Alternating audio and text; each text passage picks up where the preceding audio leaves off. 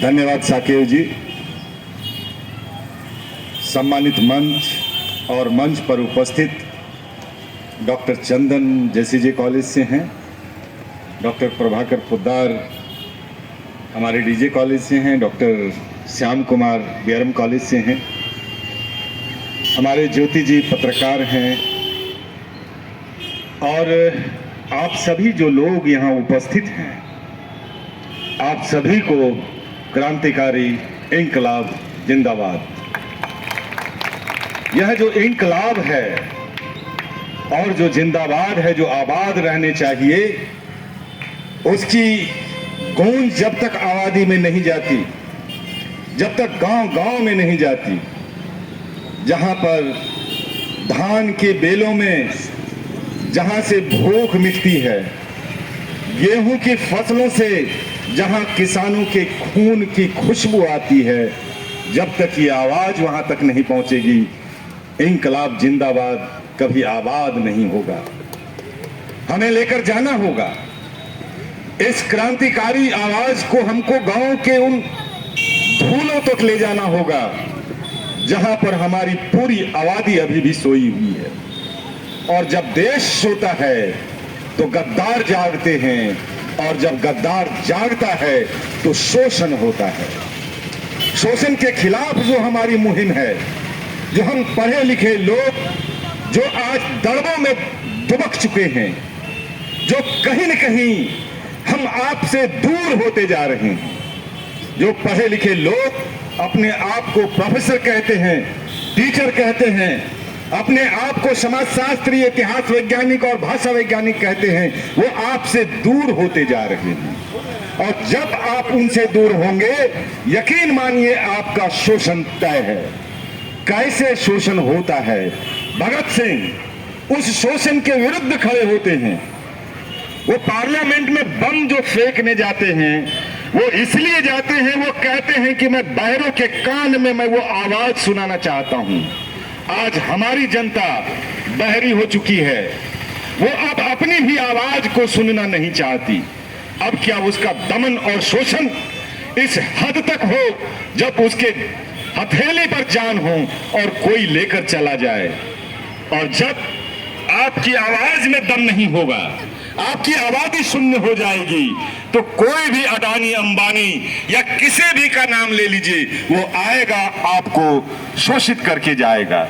जब मैं पुर्तगाल गया, वहां लिस्बन में मैं उस मोमेंटो को मैं एक मुक्का मारा जहां से कि वास्को डिगामा चला था। यूरोप ने वह रास्ता दिखाया, भारत को देखा, और भारत की उस आबादी को अगर आप देखें, उस समय की आर्थिक नीति को अगर आप देखें, तो इंग्लैंड से ज्यादा जीडीपी भारत की थी। आज हमारी जीडीपी क्या है? मैं ज्यादा प्रोफेसरी वाला मैं भाषण नहीं दूंगा, उसके लिए क्लास है। लेकिन आपसे मैं एक अनुरोध करना चाहता हूं कि आपने जो गप करना छोड़ दिया, जो काना फूसी करना छोड़ दिया, आप भगत सिंह पे गप कीजिए, आप राजगुरु पे गप कीजिए, सुखदेव पे गप कीजिए, खुदीराम बोस पे गप कीजिए। जिस दिन ये गप गांव की गलियारों में जाएंगे, आप यकीन मानिए वो क्रांति के बीज फिर वो पेड़ बनकर निकलेगा, और यह जो शोषणकारी और दमनकारी नीतियां जो सरकार के द्वारा चलाई जा रही हैं, वो समाप्त होगा। लेकिन ऐसे बैठ कर नहीं होगा। ये हाथ पे हाथ अगर आप धरे रहते हैं, तो यकीन मानिए, जिसको डॉक्टर श्याम ने आज एक नया शब्द दिया है, नव उपनिवेशवाद, नव स्वराज्यवाद, जिसकी व्याख्या डॉक्टर श्याम करेंगे। वो इतिहास के प्रोफेसर हैं, वो जानते हैं कि इतिहास में क्रांतियों के बीज कैसे बोए जाते हैं। आपने क्रांतियों के बीज को बोना छोड़ दिया। आपने अपने दिलों में एक ऐसा भय पाल लिया कि पता नहीं क्या हो जाएगा। अगर शहीद आजम भगत सिंह हमारे ही तरह दुबक कर बैठे होते तो शायद उनके वंशज होते, आज उनके परिवार होते, लेकिन वो शहीद आजम नहीं होते। कौन है एक क्रांति की ज्वाला जगा सकती है। क्या भगत सिंह फिर आपके बीच पैदा होने आएंगे? आप अपने घरों में चाहते हैं कि पड़ोसी के घर में भगत सिंह पैदा हो, हमारे घर में नहीं, हमारे विचारों में नहीं। हमारे क्रांति के बीज कोई दूसरे बोए और हम उसके फसल को काटें।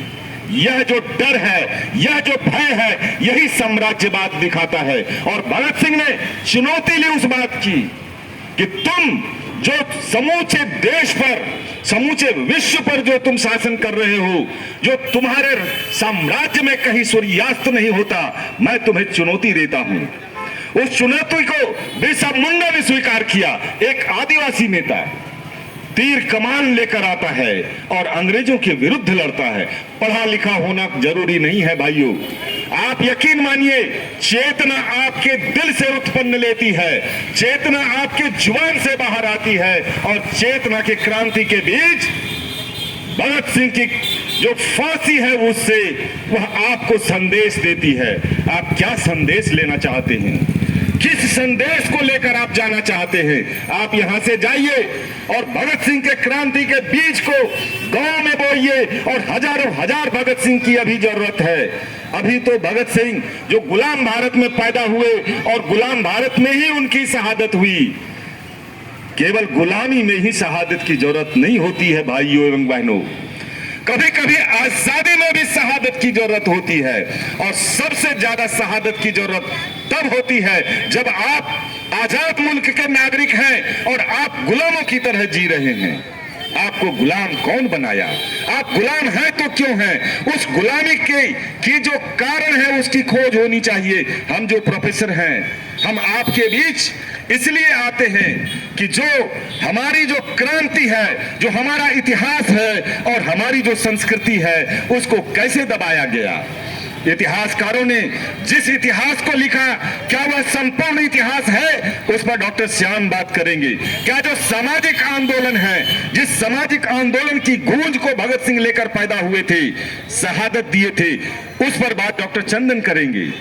सवाल यह उठता है कि हम जिस मुल्क में रह रहे हैं, जिस वतन में रह रहे हैं, क्या वह हमारा वतन है भी, या फिर जो डॉक्टर श्याम नव उपनिवेश की बात या नव साम्राज्यवाद की बात वो करते हैं, कहीं हम उसके फिर चंगुल में तो नहीं आ गए।